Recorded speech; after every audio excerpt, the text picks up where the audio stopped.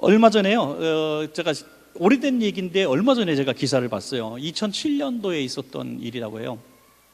워싱턴 DC에서 그 지하철역에서 어느 중년이 이제 바이올린 연주를 하는데, 이제 평범한 복장을 이렇게 하고 바이올린 연주를 하니까 사람들이 그렇게 관심 있게 보지 않았던 것 같습니다. 1월 달 굉장히 추운 날씨였다고 하는데, 꼬마들이 이렇게 관심을 자꾸 가지니까 부모들이 이렇게 땡기더래요. 이제 카메라로 찍고 있었죠.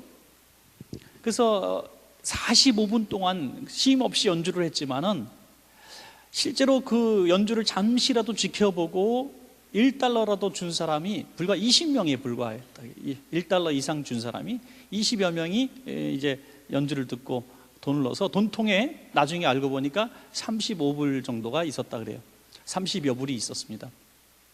그런데 좀 어린아이들이 음악에 너무 괜찮았거든요. 그래서 좀 들어보려고 하고, 엄마 좀 듣고 가요 그랬더니 바쁘다고 엄마들이 막 뭐 그냥 이런 거 흔한 사람이야 뭐 이런 식으로 해서 데리고 왔는데, 나중에 알고 보니까 그 사람이 조슈아 벨이라고 하는 굉장히 유명한 바이올린 연주가예요. 그가 연주하던 바이올린 값만 32억짜리인가 그렇다고요. 예. 그러니까 그 30여 원짜리 바이올린을 가지고 세계적인 연주자가 바로 옆에 콘서트홀에서 바로 전에 100불, 제일 싼 자리가 100불짜리 자리에서 연주를 들어야 했던 그 유명한 연주자였는데, 아마 워싱턴 포스트지에게 실험 기사가 나오거든요. 그러니까 우리가 이런 사람입니다라고 막 과시해주고 홍보해주고 이럴 때 이제 굉장히 근사한 콘서트홀에서 또 연주홀에서 이렇게 딱 앉아서 내가 비싼 돈을 지불하고 앉아있을 때는 그렇게 멋있어 보이고 훌륭한 음악처럼 보이는데, 그냥 대중에게 지나가는 사람들에게 이렇게 값싼 선물을 주는 것처럼 보여질 때는 그것이 귀한 줄 모르더라 이거예요. 별로 귀하게 여기지 않았다는 거예요. 누구도. 바쁜데 뭐 저런 거 들어. 그러니까 우리가 꽤 음악을 알고 고상한 것 같지만은 그 세계적인 연주의 소리도 구별하지 못하면서 뭐 듣는 척도 하고 한다는 거죠.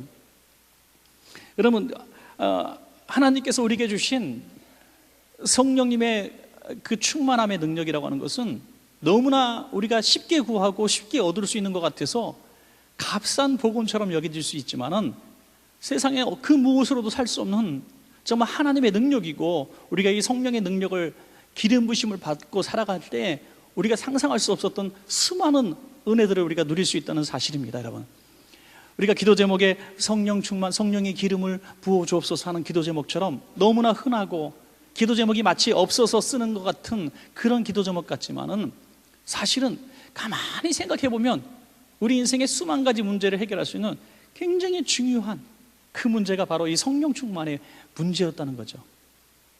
그래서 오늘 우리에게 성령 충만이 있습니까?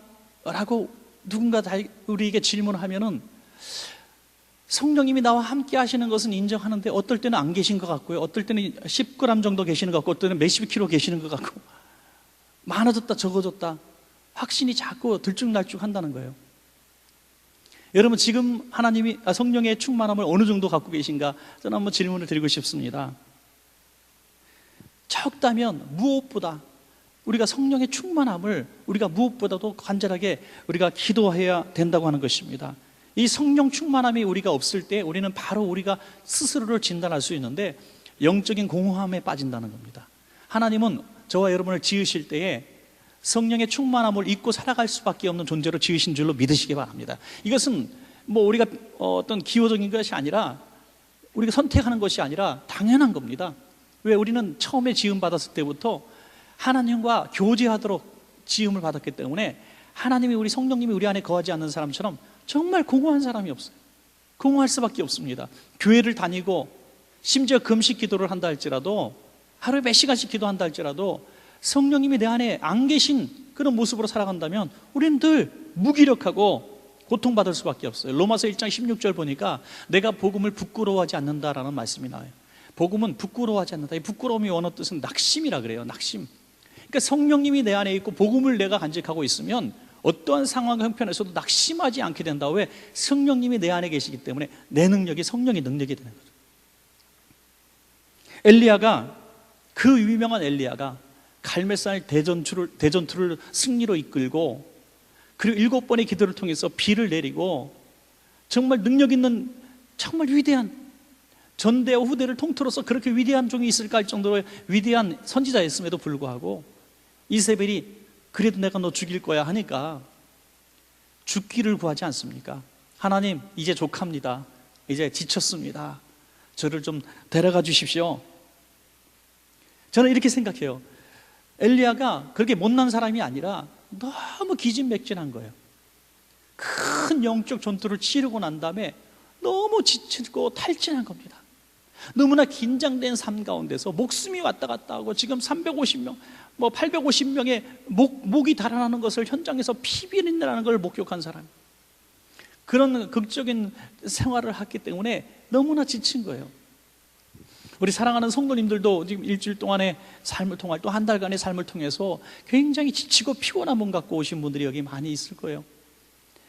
이것은 우리가 그냥 내가 예배 드리면 되겠지, 내가 신앙생활 그냥 열심히 하면 되겠지, 그렇게 채워지는 것이 아니라 성령님께서 내 안에 다시 한번 회복케 하시는 은혜가 임재하지 않으면 이 문제는 절대로 해결될 수가 없는 것입니다, 여러분. 그러므로 오늘 수요 예배 때는 성령의 기름 부으심을 위하여 기도하는 시간을 갖기를 원합니다. 성령의 기름, 이 성령의 기름이 내게 주어지면 내게 회복의 역사가 일어나는 것입니다. 회복의 역사. 여러분, 제가요, 손 지갑이 여기 하나 있는데, 제가 제 돈으로는 절대로 돈 주고 살 수 없는 좀 좋은 지갑을 우리 성도님이 선물을 해주셨어요. 그래서 지금 계속 쓰고 다니는데, 굉장히 좋은 지갑이에요. 비싼 지갑이에요. 제 기억에 이 지갑 비용만큼 지갑 안에 돈이 있었던 적이 별로 없었던 것 같아요. 그러니까 저는 강도를 만나면 이럴 거예요. 안에 있는 거 다 가져가시고 지갑만 돌려주세요. 재미있는 생각을 해봤어요. 지갑만 돌려주세요. 우리 신앙생활 할 때 우리가 너무나 우리의 겉모습이 비싼 지갑이 되기를 원하는 것 같아요. 우리가 만약에 길거리에서 버려도 안 주워갈 만큼 다 낡아 빠진 형편없는 버릴 쓰레기통에 들어갈 만한 다 너덜너덜해진 지갑이라 할지라도 그 지갑 안에 수표가 이만큼 들어있다면 그 지갑은 대단히 위대한 지갑이 아니겠습니까? 큰 물질을 가진, 능력을 가진 지갑이 되는 것입니다. 여러분, 우리 삶이 다 떨어지고 너덜너덜해지고 겉으로 볼 때는 다 망한 것 같고 능력 없는 것 같고 저게 예수 믿는 사람이라는 소리가 들을지언정 우리 안에 성령님이 계시면 우리는 위대한 사람이 될 수가 있는 것입니다. 그러므로 우리가 비싼 지갑의 겉모양을 가지려고 하지 말고 이 질그릇 같은 우리 인생에 이 주님이, 우리 복음의 능력이 우리 안에 있기를 간절히 소원합니다, 여러분. 그것이 바로 성령의 기름 부으심이라는 거예요.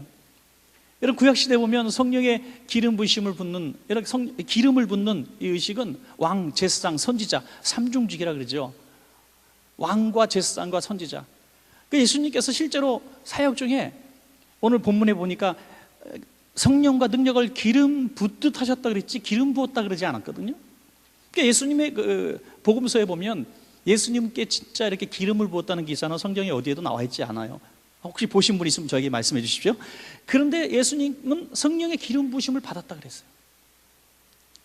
그 기름 부으심을 통해서 삼중직, 실제로 그 성령님이 비둘기처럼 임하시는 장면은 세례 요한을 통해서 세례 받으실 때 성령이 비둘기처럼 이렇게 드러나시죠.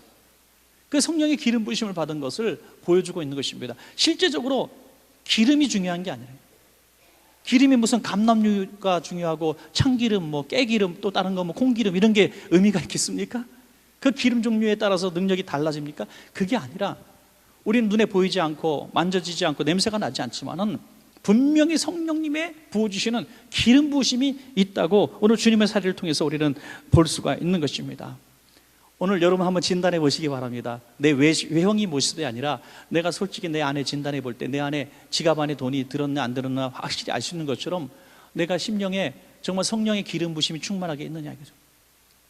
기름이 있느냐 없느냐 차이는 언제 알 수 있냐면 보일러에 기름이 있느냐 없느냐 알 수 있는 것과 저는 똑같다고 생각해요. 겨울철에, 여름철에는 보일러 안에 내가 기름이 있는지 없는지 잘 몰라요. 기름 보일러 요즘 별로 안 떼시겠지만 떼실 때 그런 경험을 하셨을 거예요. 그런데 날씨가 막 갑자기 추워졌을 때 보일러 통을 열어보니까 기름이 하나도 없네. 불사. 이제 막 주문해서 기름을 채우게 되는 거죠. 필요 없을 때는 모르는 것 같아요. 그러나 성령님이 내 안에 기름으로 충만하지 않아도 우리는 신앙생활하는데 크게 문제를 못 느끼고 살아갈 때가 있다는 것입니다. 그런데 어떤 시험과 환란이 올 때 정말 끔찍한 영적인 도전이 올 때 성령의 기름이 그 안에 있는 사람은 불만 땡기면은 활활 타오르게 돼서 그 문제를 가뿐하게 이길 수가 있는 것입니다. 그러므로 우리가 평소에도 성령의 기름 부심을 위해서 기도해야 되는 것은 우리가 비축하는 거예요. 성령의 충만함을 비축함으로 말미암아 겨울의 때를 준비할 수가 있다고 하는 것입니다. 그래서 성령의 능력을 여러분 기름 붓듯이 부어달라고 오늘 우리 시간에 우리가 기도해야 될 필요가 있는 것입니다. 사도행전에 보니까 그리스도인들이 마가다락방에 모여서 성령 충만을 위해서, 성령 받기를 위해서 기도할 때 각 사람 위에 임하였다고 말씀하고 있습니다. 우리도 분명히 좋은 것, 자식에게 좋은 것을 줄 알거든 내가 성령을 주시지 않겠느냐 그렇게 말씀하셨어요. 우리가 구하면은 성령님은 반드시 우리에게 주어지게 되는 것입니다. 여러분, 문제가 5만 가지가 있어요. 5만 가지 문제가 있는데 그 문제 하나하나 붙들고 기도하는 것보다 오늘 내게 하나님 내 공허한 심령의 영적의 이 보일러 통에 성령의 기름을 좀 부어주십시오 라고 기도한다면 그 문제들, 각각의 문제들을 이길 수 있는 하나님의 능력이 나타날 줄로 믿습니다. 여러분, 성령의 기름 부심이 있게 되면 성령의 사람이 되는 것입니다. 우리 안에 무엇이 있느냐에 따라서 내가 그렇게 살아갈 수가 있는 것입니다. 저는 세 종류가 있다고 봐요. 하나는 그냥 자기의 경험과 상식과 지식과 이런 능력으로 살아가려고 하는 사람, 또 하나는 악신에 사로잡힌 사람, 또 하나는 성령에 사로잡힌 사람. 저는 세 종류가 있다고 봅니다. 오늘 성령에 사로잡힌 사람은 그 사람이 내가 그렇게 하지 않으려고 해도 변화된다는 거예요.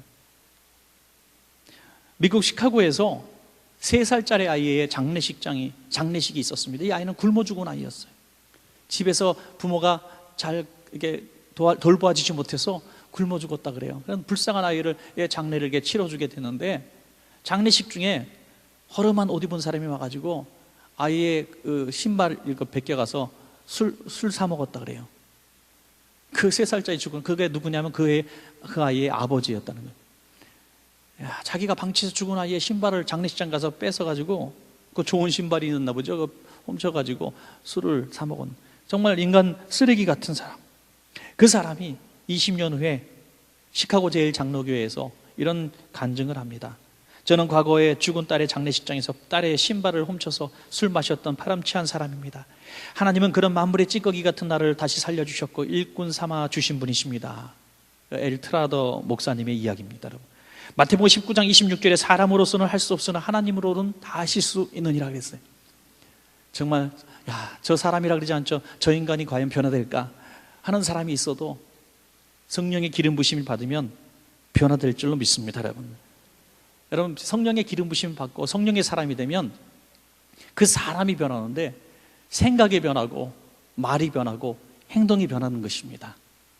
성령의 충만함이 없으면 이 변화된 것이 다시 옛 성품으로 돌아가는 거예요. 우리가 항상 성령 충만할 수 있는 건 아닌 것 같아요. 여러분, 어떻게 항상 성령 충만할 수 있습니까? 어떻게 항상 뜨거울 수가 있습니까? 목회자인 저도 그러는데요.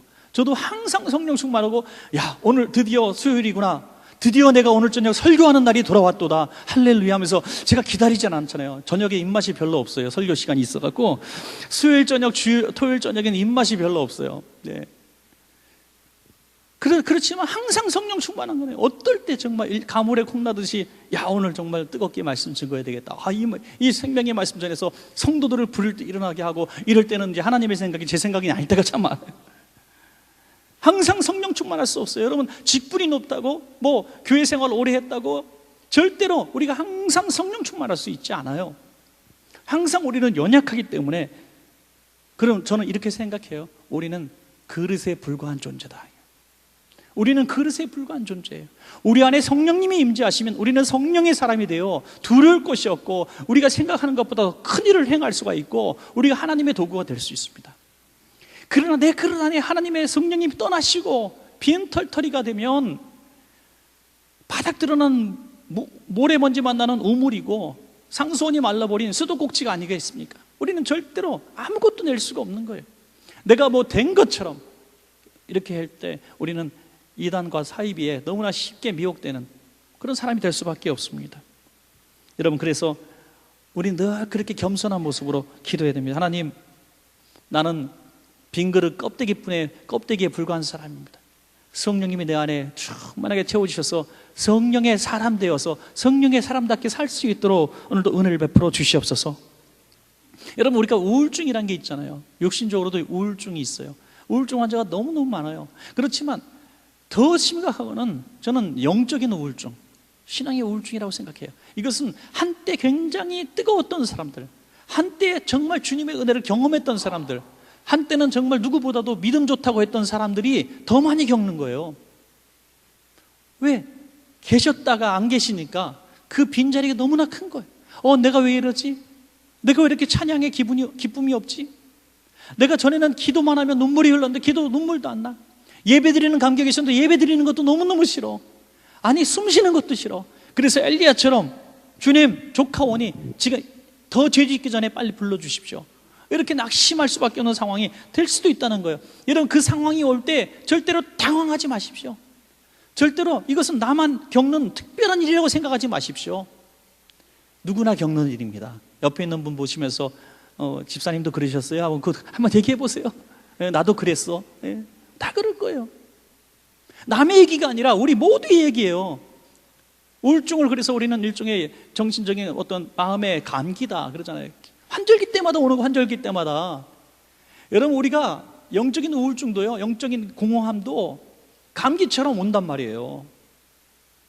감기처럼 우리가 어떤 분은 우리가 갱년기가 와서 그래요, 기도하지 않아서 그래요, 여러 가지 말할 수 있겠지만은 우리 신앙생활하면서 엘리야도 그랬는데 저와 여러분에게 이 감기처럼 환절기 때처럼 이게 영적 침체기가 온단 말이에요. 두려워하거나 당황하지 마시고 오늘 말씀처럼 한번 기억해 보십시오. 내 그릇 안에, 영적인 이 그릇 안에 성령님이 소멸되었구나, 내가 공허해졌구나. 비결은 하나밖에 없어요. 주여, 성령 충만을 회복시켜 주옵소서. 그러면 성령님은 좋으신 분이시기 때문에 구하는 자에게 성령을 주시지 않겠느냐 하셨어요. 구하면은 채워주신다는 겁니다. 할렐루야. 의심하지 말고 구하면 우리가 성령의 사람이 되는 것입니다. 그 순간에 모든 문제들 웬 심령의 평안함이 찾아오는 거예요. 두려움이 떠나가는 것입니다. 너무나 긴장되고 두려울 때 여러분, 그 두려움을 다 물리치십시오. 저는 너무나 많이 경험하는데 뭐냐면, 우리 성도님들 가운데 큰 수술을 앞두고 있거나 아기를 출산하거나 어마어마하게 중대한 시험을 앞두고 있는 사람들이 정말 손끝이 떨려요. 이게 떨어. 목사님, 너무 두렵습니다. 너무나 긴장됩니다. 저는 아무 능력이 없지만은 예수 이름으로 주여, 이분에게 성령의 충만함을 주셔서 평안을 주십시오. 평화를 주십시오. 마음의 평안함을 주십시오. 그 평안함이 성령의 임재하심의 증거로 삼기를 원합니다. 이렇게 기도했을 때 수많은 성도님들이 마음의 평안함을 정말 누리시더라고요. 평안해졌어요. 두려움이 없어졌어요. 수술 받으러 들어갔는데 소풍 가는 것 같았어요. 조금 과장하면. 시험 보는데 전혀 떨리지 않았어요. 면접관 앞에서도 하나도 떨리지 않아요. 저 같은 사람은 원래 발발 떠는데 그날은 안 무서웠어요. 하나도 안 떨렸어요. 이런 고백들을 너무나 많이 듣는 거예요. 내 힘이 아니에요. 내 안에 성령님이 계시기 때문에 내 안에 두려움을 다 가져가시는 줄 믿으시기 바랍니다. 우리가 성령 충만함을 통해서 우리는 성령님의 친히 도우심을 받게 돼요. 이사야 40장 29절부터 보면, 피곤한 자에게 능력을 주시며, 피곤한 자에게 능력이 필요하죠. 무능한 자에게 힘을 주십니다. 무능하니까, 힘이 없으니까 힘을 주시죠. 소년이라도 피곤하며 곤비하며 장정이라도 넘어지며 자빠지되 오직 여호와를 앙망하는 자는 새 힘을 얻으리니 독수리의 날개치며 올라간 같을 것이요 다른 벅질하여도 곤비치 아니하겠고 걸어가도 피곤치 아니하리로다. 아멘. 우리에게 그런 어마어마한 것들을 주신다고 말씀하지 않았었습니까? 여러분, 우리가 약해진 부분들이 오늘 많이 계실 거예요. 우리가 주일날 낮에 같이 이런 시간에는 말할 수 없는 부분이지만 정말 남들이 볼 때는 그럴듯한 직분을 가지고 신앙생활하고 누구보다 믿음 좋은 사람으로 인정받고 있지만은 내 안에 성령님의 바닥 게이지가 다 떨어진 거 알고 계시는 분들이 오늘 있을 겁니다.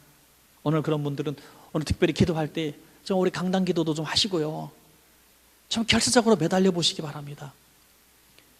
간혹 있는 일입니다만은 저 운전하고 어디 멀리 떠났다가 기름이 간들간들해요. 그러면 사람이 참 이상하죠. 모든 분들이 거의 그럴 건데 기름은 바닥에 빨간불이 들어올 때까지 타야만 하는 것처럼 생각이 돼요. 그래서 그게 넣는 게 너무너무 귀찮아. 잠깐 가서 넣으면 되는데 그게 왜 이렇게 귀찮은지 몰라요. 그래서 다음번에 넣어야지, 다음번에 넣어야지. 그러다가 특별히 한여름이나 겨울에 에어컨이나 히터를 끄고 달려야 되는 이런 상황이 벌어지죠. 여러분, 그때까지 성령의 탈진을 기다릴 필요가 뭐 있습니까?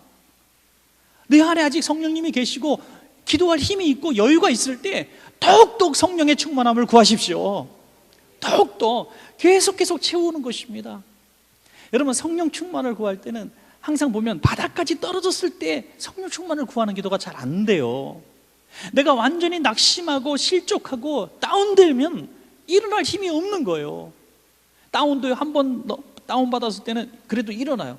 두 번째 다운됐을 때도 어떻게 피실피실하면서 일어나요. 세 번째 다운되면 KO죠. 점점 약해지는 거예요. 그러니까 힘이 있을 때, 아직 성령님이 내게 기도할 수 있는 어떤 능력을 주셨을 때 우리는 끊임없이 성령 충만을 위해서 기도해야 된다고 하는 것입니다. 여러분,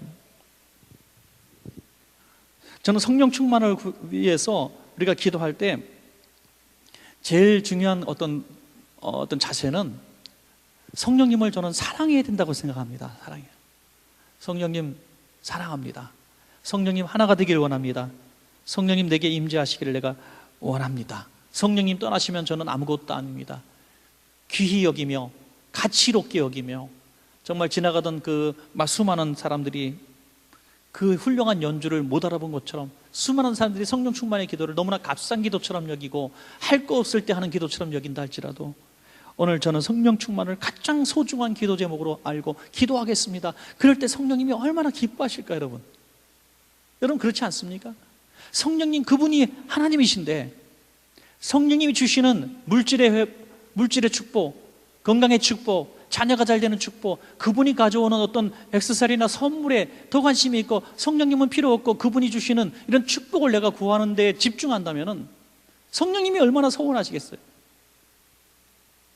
여러분, 이제 출가한 아들이나 딸 집에 김치나 큰 선물을 해갖고 가서 먼 거리 갔어요.